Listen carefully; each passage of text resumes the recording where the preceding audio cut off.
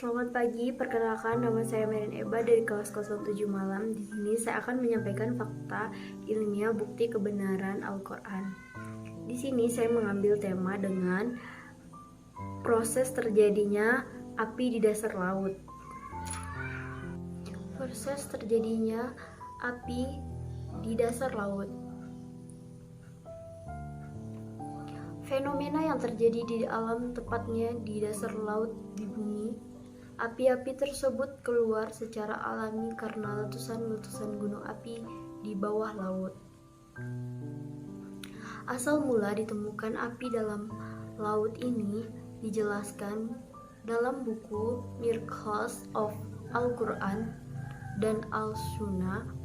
Dijelaskan bahwa setelah Perang Kedua, para ilmuwan menjelajah samudra dan lautan mencari bahan-bahan mineral yang cadangannya hampir habis.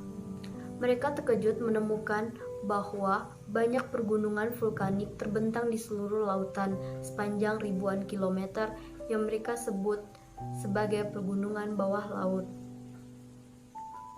Dengan mempelajari bentangan pergunungan bawah laut, jelas bahwa gunung-gunung tersebut terbentuk akibat dari letusan-letusan dahsyat gunung berapi. Pada kedalaman 1 mil di bawah laut, lahan letusan gunung api bisa meleleh keluar dan memanas hingga menyembur abu-abu vulkanik. Fenomena ini bisa terjadi di seluruh lautan. Gunung-gunung api di dasar samudra jumlahnya lebih banyak dan lebih aktif dibandingkan dengan gunung-gunung api di atas daratan. Gunung api tersebut terbentang di sepanjang dasar samudra.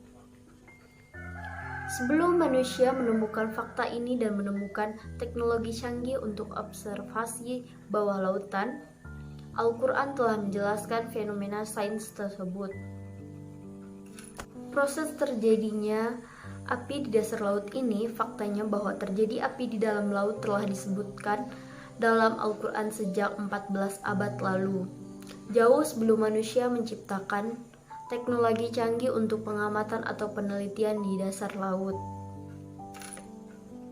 Al-Quran merupakan mukjizat terbesar yang telah diturunkan oleh Allah, yang berfungsi sebagai petunjuk bagi umat manusia, sekaligus pemberi kabar peringatan bagi umat manusia yang ingkar terhadap kebenaran Al-Quran. Dari sisi keilmuan, bukti bahwa tidak ditemukan satupun keraguan di dalam Al-Quran semakin terkuak dari hari ke hari seiring dengan kemajuan ilmu teknologi yang dikuasai oleh umat manusia. Salah satu sisi keakurasian Al-Quran dalam berbicara mengenai laut dan samudra terlihat juga dari perbandingan jumlah ayat. Dalam Al-Quran terdapat 32 ayat yang menyebutkan kata laut, sedangkan kata darat terkandung dalam 13 ayat Al-Quran. Jika dijumlahkan keduanya menjadi 45 ayat, angka 32 itu sama dengan 71,11% dari 45, sedangkan 13 itu identik dengan 28,22% dari 45. Berdasarkan ilmuwan hitungan sains, ternyata memang 71,11% bumi itu berupa lautan dan 88,88% berupa daratan. Mustahil bagi Rasulullah yang tak bisa baca tulis dan tinggal di daerah padang pasir yang tandus mampu menciptakan sendiri ayat-ayat Al-Quran dengan komposisi seperti itu. Perbandingan soal ayat, soal laut ayat, dan soal darat yang ternyata sama dengan perbandingan laut dan daratan di bumi itu jelas sengaja diciptakan Allah. Hal ini menjadi bukti kuat bagi keaslian Al-Quran.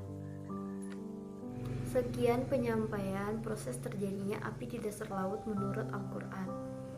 Kurang dan lebihnya, saya mohon maaf jika ada kata-kata yang kurang berkenan. Atas perhatiannya saya ucapkan terima kasih. Selamat pagi.